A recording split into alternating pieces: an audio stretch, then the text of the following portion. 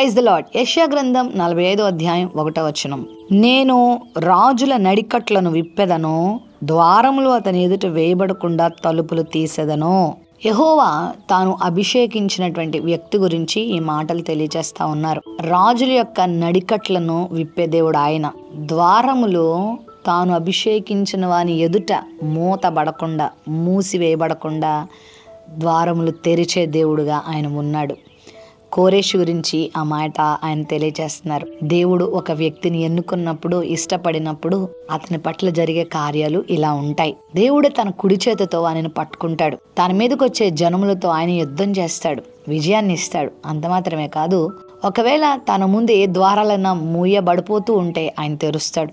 మూయబడకుండా కూడా ఆయన ద్వారాలు తెరిచి ఉంచే దేవుడై ఉన్నాడు. ఈ వాగ్దానాన్ని వీక్షిస్తున్న ప్రియ దేవుని బిడ్డలారా, నీ పక్షంగా ఆయన ఉన్నప్పుడు నీ ఎదుట ఉన్న ద్వారాలని ఎవరు మూయగలరు? ఒకవేళ నీ ముందు నిలబడి నిన్ను ప్రగల్భాలు పలుకుతున్నారేమో, నీవు ఏమీ చేయలేవు, నీ బ్రతుకెంత, నువ్వెంత, నీ జీవితంలో అలా జరుగుతుంది, ఇలా జరుగుతుందని శాపనార్థాలు పెడుతున్నారేమో, నిన్ను బాధ పెడుతున్నారేమో, సూటిపోటి మాటలతో నిన్ను కృంగదీస్తున్నారేమో, నిన్ను అవమానపరుస్తున్నారేమో, నిన్ను అపార్థం చేసుకుంటున్నారేమో.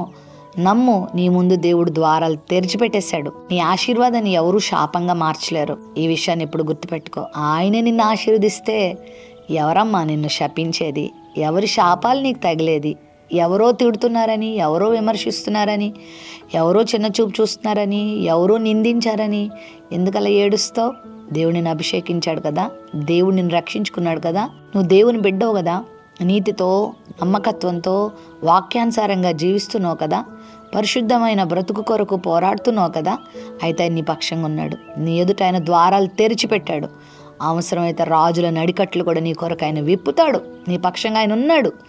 నీ ఆశీర్వాదాన్ని ఎవ్వరూ మృంగలేరు, నీ దీవెనను ఎవ్వరూ ఆపలేరు. ఎంత అసూయ పడేవాళ్ళు నీ చుట్టూ ఉన్నా, ఎంత కుళ్ళుమూతుతనంతో నీ గురించి మాట్లాడినా, నిన్ను అపార్థం చేసుకొని నిన్ను దూషిస్తున్నా, నిన్ను అందరి ముందు హేళన చేస్తున్నా, అపహాస్యం చేస్తున్నా, నీ మీద దుమ్ము రేపుతున్నా, నువ్వేం భయపడొద్దు. నిన్ను దేవుడు హెచ్చిస్తూనే ఉంటాడు, నిన్ను దేవుడు ఆశీర్దిస్తూనే ఉంటాడు.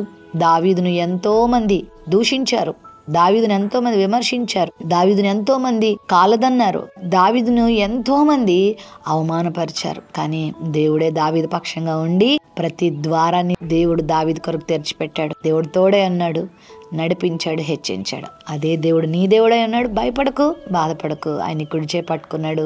నీ పక్షంగా ఆయన గొప్ప ద్వారాలు తెరుస్తున్నాడు. మనుషులు నీ ద్వారాలేం మూయలేరు, మనుషులేమి నీకు ఆటంకాలు తేలేరు.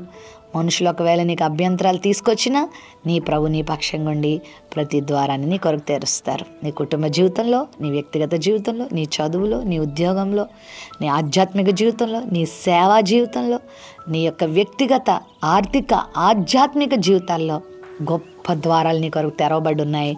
ప్రవేశించడమే నీ వంతు, నిన్ను నడిపించడం దేవుని వంతు.